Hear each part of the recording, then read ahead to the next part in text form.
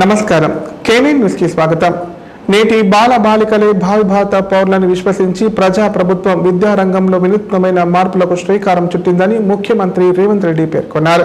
బడుగు బలహీన వర్గాలకు విద్యను దూరం చేయరాదన్న చిత్తశుద్ధితోనే ప్రభుత్వం పాఠశాలను ప్రోత్సహిస్తున్నట్లు తెలిపారు। నిరుపేద విద్యార్థులకు నాణ్యమైన విద్య అందించాలన్న లక్ష్యంతో ప్రతి నియోజకవర్గంలో ఏకీకృత గురుకుల పాఠశాలకు శ్రీకారం చుట్టినట్లు స్పష్టం చేశారు। దినోత్సవం పురస్కరించుకొని సీఎం రేవంత్ రెడ్డి బాల బాలికలకు శుభాకాంక్షలు తెలియజేశారు। భారత ప్రథమ ప్రధానమంత్రి జవహర్ లాల్ నెహ్రూ జయంతి సందర్భంగా ఆ మహనీయుడికి నివాళులర్పించారు।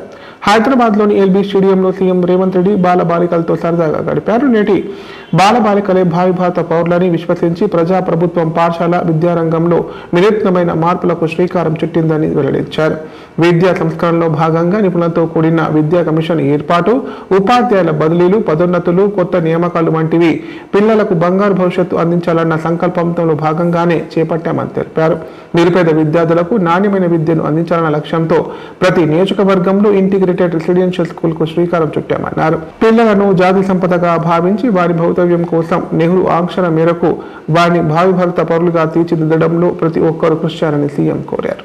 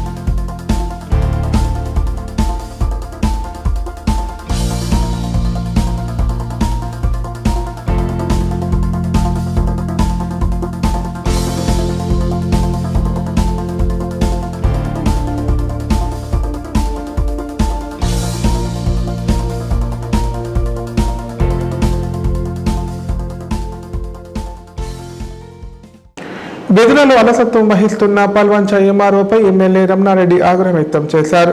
ఉద్యోగులు ప్రజలకు సేవ చేయాలి కానీ నిర్లక్ష్యంగా వ్యవహరిస్తే ఎలా అని ప్రశ్నించారు। ఈ విషయంపై కలెక్టర్కు ఫోన్ ద్వారా ఫిర్యాదు చేశారు। దీంతో అదనపు కలెక్టర్ విచారణ చేపట్టారు। కామారెడ్డి జిల్లా పల్వంచ తహసీల్దార్ జయంత్ రెడ్డిపై ఎమ్మెల్యే వెంకట రమణారెడ్డి ఆగ్రహం వ్యక్తం చేశారు। నిన్న పల్వంచ మండల కేంద్రంలోని రైతు వేదికలో ముఖ్యమంత్రి సహాయనిధి చెక్కులు పంపిణీ చేసిన సందర్భంగా పలువురు రైతులు తహసీల్దార్ కార్యాలయంలో పనులు కావడం లేదని ఎమ్మెల్యే దృష్టికి తెచ్చారు। ఏడాది నుంచి పట్టాదారు పాస్ పుస్తకాలు ఇవ్వడం లేదంటూ రైతులు ఆవేదన వ్యక్తం చేశారు। దీంతో ఈ విషయమై రమణారెడ్డి తహసీల్దార్ని ప్రశ్నించారు।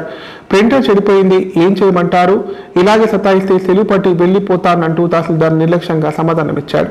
దీంతో ఆగ్రహించిన రమణారెడ్డి ఉద్యోగులు ప్రజలకు సేవ చేయాలి కానీ ఇలా నిర్లక్ష్యంగా వ్యవహరిస్తే ఎలా అని ప్రశ్నించారు। ఈ విషయమై ఎమ్మెల్యే కలెక్టర్ కి ఫోన్ ద్వారా ఫిర్యాదు చేశారు। ఈ మేరకు గురువారం అదనపు కలెక్టర్ విక్టర్ పల్వంచ తహసీల్దార్ కార్యాలయానికి చేరుకొని విచారించారు। రైతులతో మాట్లాడి సమస్యలను పరిష్కరిస్తామని హామీ ఇచ్చారు। తహసీల్దార్ జయంత్ రెడ్డి, రెవెన్యూ ఇన్స్పెక్టర్ విద్యాసాగర్ ను బదిలీ చేయాలని రైతులు కోరారు। ఏడాదిగా తమ సమస్యలపై కార్యాలయానికి వెళ్లి ఫిర్యాదు చేస్తున్నా పట్టించుకోవడం లేదని ఆవేదన వ్యక్తం చేశారు।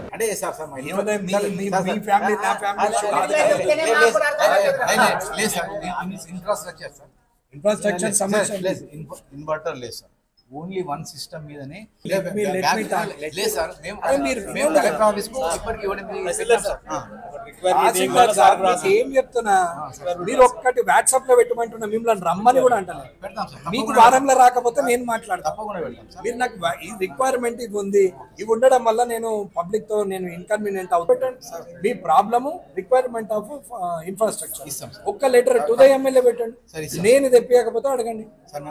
ఎవరిని దబాయించాలో మీరు దబాయించలేరు కదా, అది అయినా పర్లేదు, పర్లేదు అట్లా టు ద కలెక్టర్ పెట్టి ఒక కాపీ పెట్టండి, టు ద కలెక్టర్ పెట్టి ఒక కాపీ, ఎందుకంటే మా గాడికి ఎమ్మెల్యే బోడ రిక్వైర్మెంట్ చేయగలుగుతాం సార్, మేము లెటర్ పెడితే కలెక్టర్ పెట్టి నాకు ఒకటి కాపీ లేదు అని అంటే చెయ్యు రేపటి వరకు మేము మీకు ఇస్తాం సార్। నాకేం గంట నాకు తీటబడి చేస్తున్నా, డిస్ట్రక్షన్ చేయొద్దు అని నేనేదో మంచిగా మాట్లాడుతూ ఉంటా, మీరు రూల్స్ ప్రొసీజర్ బంకా బెల్లం ఏమవసరం సార్, రూలు నేను బయటకు పోయి 4 డాక్యుమెంట్లు తయారు చేస్తున్నా నాకు ఎంత సేపు సార్? ఒకటి సార్, మా దగ్గర నేను కానీ మా స్టాఫ్ కానీ ఎవడన్నా 1 MP తీసుకుంటే I will resign to my job sir.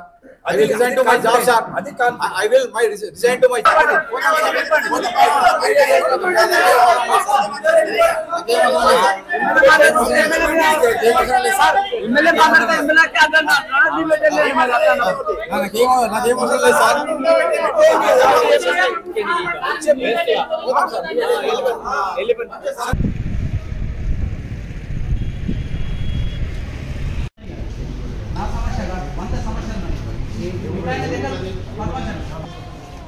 మేము నష్టపోతాం. తప్పు వల్ల జరిగింది, మీ వల్ల జరిగింది. మీ వల్లనే, తల్లి వల్ల మీ వల్లనే తప్పు జరిగింది. అది ఇప్పుడు మా వల్ల తప్పు జరిగితే చెప్పండి.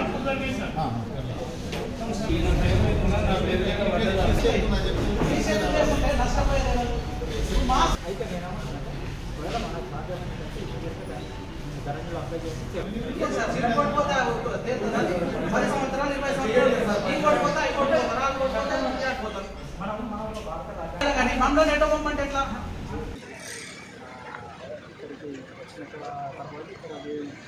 రైతులు కొన్ని సమస్యలు మా దృష్టికి తీసుకురావడం జరిగింది. ముఖ్యంగా ధరని ఖర్చుల సమస్యలు తీసుకురావడం జరిగింది. అయితే ధరని సమస్యలు ఏవైతున్నాయో వాటిని వెంటనే పరిష్కారం చేస్తాము. అదేవిధంగా కుల ఆదాయ సర్టిఫికెట్లు నిర్ణీత గడువులు కంటే ముందే ఇవ్వడానికి మేము తప్పకుండా ప్రయత్నం చేస్తామని, అట్లా ఇప్పిస్తామని చెప్పేసి మేము అందరికీ కూడా వారికి రైతులకు తెలియజేయడం జరిగింది. దాంతో రైతులు ఈరోజు అందరూ కూడా వారు సంతోషం వ్యక్తం చేస్తారు. త్వరలో వాటి ఉన్న సమస్యలన్నింటినీ పరిష్కరిస్తామని చెప్పేసి తెలియజేయడం జరిగింది. తహసీల్దార్ గారి మీద ఇంతకుముందు రైతులు కొన్ని విషయాల మీద వారు దరఖాస్తు ఇవ్వడం జరిగింది. వాటిని విచారణ చేసి వారు చర్య తీసుకోవడం జరిగింది.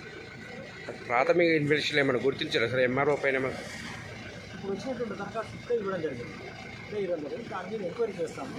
వారు మంది సమస్యల మీద కొన్నింటి మీద వాళ్ళు ఇచ్చినారు, వాటిని పెండింగ్ పెడుతున్నారని వాళ్ళు అంటున్నారు. మరి ఎంతవరకు వాస్తవం అనేది మన విచారణ తెలుసుకుంటున్నారు. భగవాన్పేట మాది పల్వంచ మండలంలో ఏం లేదు. మా దగ్గర కొత్తగా ఎంఆర్ఓ ఆఫీస్ అయిన నుంచి ఒక నెల రోజులు వేరే ఎంఆర్ఓ మాకు పనిచేసిండు. ఈయన వచ్చిందంటే మాకు పనిష్మెంట్ మండలి అయిపోయింది. ఎందుకంటే ఈయన ధరణి అనేది కూడా గవర్నమెంట్ పెట్టింది. ఏ గవర్నమెంట్ అయినా ఒక గవర్నమెంట్ పెట్టింది ధరణి. దాని ప్రకారం ఇలా మనకున్న భూమి రిజిస్టర్ చేయించుకోవడానికి మీ సేవకు స్లాట్ బుక్ చేసుకొని వస్తే మీకు ఇక్కడ రికార్డుకు లేరు, ఇది మా దగ్గర ఉన్న పాని ప్రకారం మీరు లేరు కాబట్టి చేసేది లేదనుకుంటా వాపస్ పంపించడం. ఏవైనా సర్టిఫికెట్లు ఇవ్వమంటే ఈ ఆర్ఐ అయితే అసలుకే ఇవ్వకపోవడం. ఎంఆర్ఓది ఏంటంటే కాలయాపన, తిట్టినా పట్టించుకోలేడు. ఎన్నిసార్లు రిక్వెస్ట్ చేసినాం, బతిమలాడినాం, అయినా కూడా పట్టించుకోలేడు. భూములు అయితే మనం ఎక్కించుకోలేము కదా. అది సంవత్సరం నుంచి ఈయన వచ్చినప్పటి నుంచి ఇదే ప్రాబ్లం ఉన్నది. కాబట్టి ఈయన ఇప్పుడు మేము అడిషనల్ కలెక్టర్ వచ్చింది, సార్ గారికి రిక్వెస్ట్ చేసి ఒక లెటర్ పెట్టినాం. ఏమని మాకు వీళ్ళొద్దు, వీళ్ళుంటే పని చేయరని చెప్పి వాళ్ళు కూడా సానుకూలంగా స్పందించారు. మేము వాళ్ళకు మీ ద్వారా ధన్యవాదాలు తెలుపుతున్నాం. వీళ్ళని తీసేస్తామన్నారు, వేరే వాళ్ళని పెట్టారు. ఇప్పుడే ఇంకో సార్ని ఇచ్చినట్టు ఆయనతో మాట్లాడుతున్నా, ఆయన చెప్పిండు చేస్తాం భయ అని చెప్పిండు. మేము కలెక్టర్ గారికి ధన్యవాదాలు తెలుపుతున్నాం. మీ ద్వారా వాళ్ళ కృతజ్ఞతలు. ఓటు వేసి గెలిపిస్తే బాగుపడతామని ఆశపడ్డ రైతుల నోట్లో మట్టి కొడుతున్నారని మాజీ మంత్రి హరీష్ రావు అన్నారు. లగచర్ల రైతులపై కర్కశంగా వ్యవహరిస్తున్నారని మండిపడ్డారు. కాంగ్రెస్ నాయకులు లగచర్ల ఘటనపై అబద్ధాలు చెబుతున్నారని ఆగ్రహం వ్యక్తం చేశారు. చెర్లాపల్లి జైలులో రిమాండ్లో ఉన్న కొడంగల్ మాజీ ఎమ్మెల్యే పట్నం నరేందర్ రెడ్డితో మాజీ మంత్రి హరీష్ రావు ములాఖాత్ అయ్యారు. అనంతరం జైలు బయట మీడియాతో మాట్లాడారు. ఈ సోకాల్డ్ ప్రజాపాలనపై తిరుగుబాటు మొదలైందన్నారు. అక్కడి ప్రజలు తమ భూముల కోసం కొన్ని నెలలుగా పోరాటం చేస్తుంటే ఎమ్మెల్యేగా ఉన్న రేవంత్ రెడ్డి ఎందుకు వారిని పిలిచి మాట్లాడడం లేదన్నారు.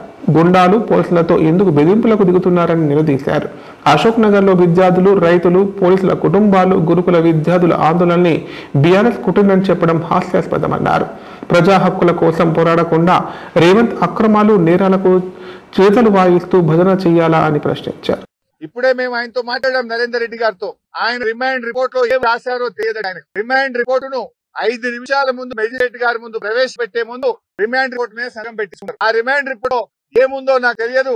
జైల్లో పొద్దున పేపర్లు చూస్తా ఉంటే రిమాండ్ రిపోర్ట్ లో కేటీఆర్ గారి కూడా దీనిలో ప్రోద్బలం ఉన్నదని, కేటీఆర్ గారు ఎన్ని డబ్బులు పెట్టని చెప్పినట్టు వీళ్ళే రిమాండ్ రిపోర్ట్ రాసి రిమాండ్ రిపోర్ట్ లో చదివే అవకాశం లేకుండా సంతకం పెట్టి ఇవాళ తప్పుడు రిమాండ్ రిపోర్ట్ అన్నారు. తప్పుడు రాసిందని చెప్పి నరేందర్ రెడ్డి గారు చెప్తూ ఆయన చాలా బాధపడ్డాడు. అసలు నాకే సంబంధం లేదు, నాకే విషయము తెలియదు, కేటీఆర్ గారికి సంబంధం ఆయనని ఇచ్చే ప్రయత్నం, నన్ను అక్రమంగా ఇరికించారు, ఇది అన్యాయం. అసలు రిమైండ్ రిపోర్ట్ రాసే ముందు నాతో మాట్లాడలేదు, ఏమి రాశారో చదివే అవకాశం ఇవ్వలేదు. రిమైండ్ రిపోర్ట్ ఏముందో నాకు తెలియకుండా ఒత్తిడి చేసి నాతో సంతకం పెట్టించారు.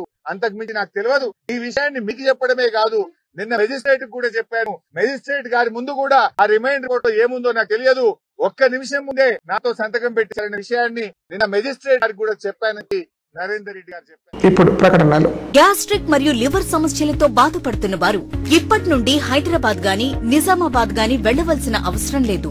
మరియు అప్పుడప్పుడు వచ్చే డాక్టర్ల కోసం ఎదురు చూసే అవసరం కూడా లేదు.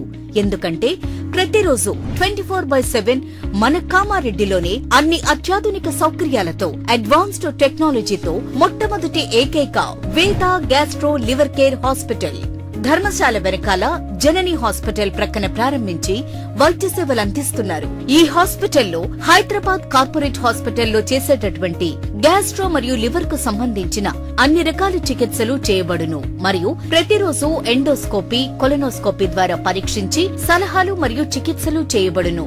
కడుపులో పుండు వంటి సమస్యలకు నాణ్యమైన చికిత్సలు అందించబడును. వేద gastro liver care hospital Dharamshala వెనకాల జనని హాస్పిటల్ ప్రక్కన Kamareddy. Phone number 8006000330. Life hospital Kamareddy.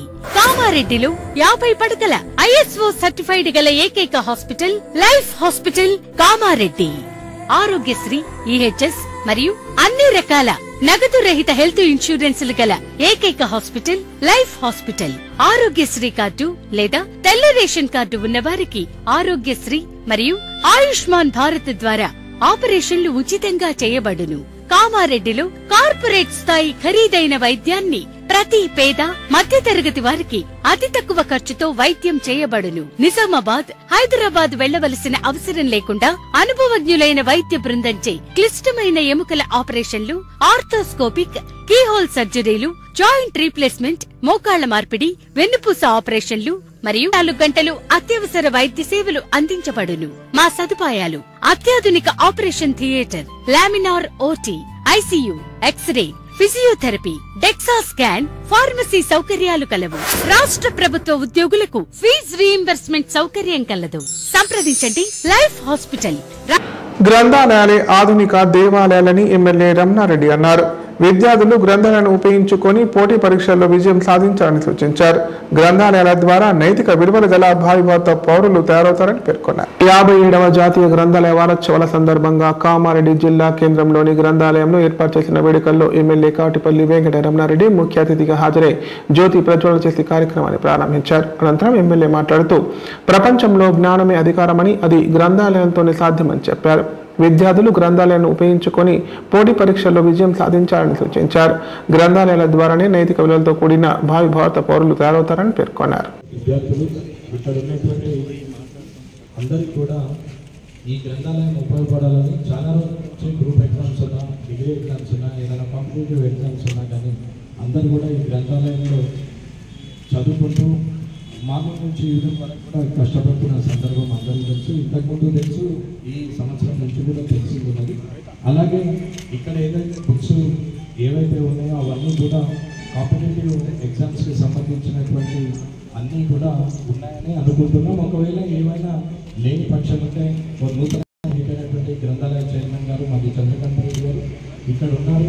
మీకు ఏది కావాలనుకున్నా కానీ అవన్నీ కూడా తీసుకొచ్చి అక్కడ అవైలబిలిటీలో అనుకుంటున్నాం. ఇన్ఫ్రాస్ట్రక్చర్ కావచ్చు, టేబుల్, అట్లాగే బెంచీలు, పుస్తకాలు, అక్కడ ఉండాల్సినటువంటి డైలీ న్యూస్ పేపర్స్, అలాగే రిక్వైర్మెంట్ ఆఫ్ సబ్జెక్ట్స్ ఏదైతే అవసరం ఉంటుందో అవన్నీ కూడా మీరు ఇక్కడికి వచ్చినటువంటి విద్యార్థులకు ఆకుండా మీరు ఖచ్చితంగా మాకు ఇది కావాలి అని చెప్పేసి ఒక లెటర్ గ్రంథాలయ సెక్రటరీ గారికి అలాగే చైర్మన్ గారికి మీరు ఇస్తే అవన్నీ కూడా సమకూరుస్తారని అనుకుంటున్నాను. అట్లాగే నేను కూడా సొంతంగా ఏదైనా అవసరం ఉంటే కూడా గ్రంథాలయానికి అవసరం ఉంటే కూడా నేను సొంతంగా నా మతపద్ధతితో కూడా పుస్తకాలు కొనియడానికి కూడా సిద్ధంగా ఉన్నాం. అయితే ఈ సంవత్సరం నుంచి కూడా నేను ఎప్పుడూ గ్రంథాలయానికి రాలేదు.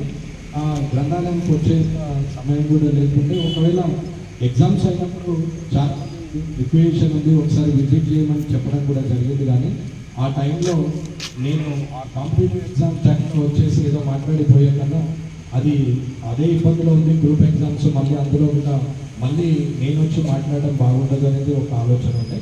ఏది అయినా సరే జరిగిన సమయం గురించి ఆలోచించే కన్నా జరగబోయే సమయంలో మంచి పని చేయాలనే ఒక ఉద్దేశంతో గతం చూసుకుంటూ వర్తమానంలో ఏమవుతుందో ఆలోచించి భవిష్యత్తుకి ఏం చేయాలనే ఒక ఆలోచన విద్యార్థుల్లో ఉండాలి. ఈ దేశంలో అమాయకులకు కానీ అజ్ఞానులకు కానీ లేకపోతే చదవలేని పరిస్థితిలో ఉన్నటువంటి వ్యక్తులు కానీ చదవలేక పుస్తకాలు లేక గ్రంథాలయం మీద ఆధారపడినటువంటి కుటుంబాలు కూడా విద్యార్థులు కూడా చాలామంది ఉన్నారు. చదివే పరమావధిగా చదువుకోవాలనే ఆలోచన ఉన్నటువంటి విద్యార్థులు ఇవాళ డబ్బు లేకున్నా తల్లిదండ్రులు వ్యవసాయం మీద ఆధారపడినా కైకిలు చేసుకున్నా వాళ్ళు ఏదో ఒక రకంగా ఫుడ్ పెట్టి బట్ట ఇచ్చినా కానీ పుస్తకాలు కొనలేని పరిస్థితిలో ఉంటే కూడా ఈ గ్రంథాలయం మరొక తల్లిగా ఇక్కడ సరస్వతీ దేవి ఉంటారు కాబట్టి మీకు వారు మరొక తల్లిగా ఇక్కడ మీకు అన్ని అందుబాటులోకి తీసుకురావాలని కోరుచున్నాను. ఆ అమ్మవారి బిడ్డగా కూడా నేను కూడా ఆలోచించేది ఏంటంటే ఒక సామాన్య మానవుడిగానే మీకు ఏదైతే కావాలని అనుకుంటారో అది చంద్రకాంత్ గారికి ఇవ్వండి. అక్కడ ఇస్తూ ఏదన్నా నాతో అవసరం ఉన్నా కానీ ఎమ్మెల్యే క్యాంప్ ఆఫీస్లో మీరు ఇస్తే మీకు 46 గంటల లోపల మీకు ఖచ్చితంగా ఎన్నికల్లో ఇచ్చిన హామీ ప్రకారం అర్హులైన జర్నలిస్టులకు ఇళ్ల స్థలాలు ఇవ్వాలని టీడబ్ల్యూజేఎఫ్ కామారెడ్డి జిల్లా నాయకులు అన్నారు. కాంగ్రెస్ పార్టీ అధికారంలోకి రాగానే ఇళ్ల స్థలాలు ఇస్తామని చేసిన వాగ్దానాన్ని ఖచ్చితంగా నెరవేర్చాలని డిమాండ్ చేశారు. కామారెడ్డి జిల్లా కేంద్రంలో ఏర్పాటు చేసిన విలేకరుల సమావేశంలో టీడబ్ల్యూజేఎఫ్ నాయకులు మాట్లాడారు. అధికారంలోకి వచ్చిన 10 నెలల తర్వాత ఈ 4 సంవత్సరాలు పూర్తి చేసుకుని మళ్లీ జరిగే ఎన్నికల్లో గెలిచి అధికారంలోకి వస్తే ఇండ్లు స్థలాలు ఇస్తామనడం సమంజసం కాదన్నారు. జర్నలిస్టులకు ఇళ్ల స్థలాలు ఇండ్లు ఇవ్వకుండా మాట తప్పడంపై టీడబ్ల్యూజేఎఫ్ తీవ్రంగా ఖండిస్తోందన్నారు. ఎన్నికల్లో ఇచ్చిన హామీ ప్రకారం ఇళ్ల స్థలాలు ఇచ్చి మాట నెరవేర్చుకోవాలని కోరారు. లేని ఏడల రాష్ట్ర వ్యాప్తంగా నిరసనలు ధర్నా కార్యక్రమాలు చేపడతామన్నారు. ఈ కార్యక్రమంలో జాతీయ కౌన్సిల్ సభ్యుడు కృష్ణమాచారి, జిల్లా కమిటీ సభ్యులు ప్రవీణ్ గౌడ్, కరుణాకర్, సాయిలు, కృష్ణమూర్తి, మోహన్ తదితరులు పాల్గొన్నారు. ఈరోజు కామారెడ్డి జిల్లా ఫెడరేషన్ సమావేశం ముఖ్య ఉద్దేశం ఏమిటంటే రాష్ట్ర ప్రభుత్వము చాలా రోజుల నుంచి ఎదురు చూస్తున్నటువంటి జర్నలిస్టు ఇల్లు కానీ స్థలాలు కానీ ఇవ్వకుండా కాలయాపన చేసినటువంటి పాత ప్రభుత్వం మరి కొత్త ప్రభుత్వం రాగానే ఇస్తామని చెప్పేసి హామీ ఇచ్చారు. దానికి ఏదో తూర్పు మంత్రంగా ఎప్పుడు కోర్టు ఇచ్చినటువంటి కొన్ని మాత్రమే ఇచ్చి మళ్ళీ 4 సంవత్సరాల తర్వాత ఎన్నికైన తర్వాత ఇస్తామని చెప్పేసి ముఖ్యమంత్రి వారు చెప్పడం ఇది శోచనీయమైన విషయం. ఏమంటే మోచేతికి బెల్లం పెట్టి అర్చేతలు నాటించినటువంటి చందంగా చేస్తున్నటువంటి ముఖ్యమంత్రి గారు మరి రానున్న రోజుల్లో జర్నలిస్టులు పాత్ర ఏందో వీరే వివరించి చెప్పారు. వారి పాత్రను పూర్తిగా వారు వినియోగిస్తే మరి మీ మీద ఎలాంటి అలిగేషన్స్ వస్తాయి, ఎలాంటి బాధాకరమైన విషయం జరుగుతుంది అనేది మీరు అర్థం చేసుకోవాలి. నిజంగా టైంకు తినకుండా మనం చేసినటువంటి జర్నలిస్టులు ఎంతోమంది ఉన్నారు. వారిని నిజంగా గుర్తించి మీరు వారు జర్నలిస్టా కాదా అనే విశ్లేషణ ప్రకారంగా ఇల్లు ఇస్తారా స్థలాలు ఇస్తారా అని చెప్పేసి మీ అభిప్రాయాన్ని మీకే వదిలేస్తున్నాం. కానీ మీరు ఇచ్చినటువంటి ఆర్గ్యుమెంట్ ఏదైతే ఉందో చాలా తప్పు. ఆ తప్పు సమాచారం వల్ల చాలా మంది జర్నలిస్టులు అడ్డు అవుతున్నారు. ఏంటంటే మీరు మళ్ళీ 4 సంవత్సరాలు ఎన్నికైన తర్వాత ఇస్తామనేది మాత్రం అది శోచనీయమైన విషయం. చాలా తప్పు, రాంగ్ సజెషన్ ఇస్తున్నారు. కనుక ఇప్పటికైనా ప్రభుత్వం మా జర్నలిస్టుల సౌకర్యార్థం అన్ని ఏర్పాటు చేయాలని చెప్పేసి టీడబ్ల్యూజేఎఫ్ కోరుతుంది. దీనికి ఒకవేళ ఇలాంటి జరగకపోతే రానున్న రోజుల్లో రస్తా రోకోలు లేదా ఇంకా రకరకాల కార్యక్రమాలకు కూడా కోరుకోవడానికి టీడబ్ల్యూజేఎఫ్ సిద్ధంగా ఉంది. ఎప్పుడో జర్నలిస్టుల పక్షాన కొట్లాడడానికి రెడీగా ఉందని చెప్పి ఈ సందర్భంగా ప్రభుత్వాన్ని డిమాండ్ చేస్తున్నాం. వార్తలు ఇంతటితో సమాప్తం. తిరిగి ప్రసారమయ్యే వార్తల్లో మళ్ళీ కలుద్దాం. అంతా సెలవు. నమస్కారం.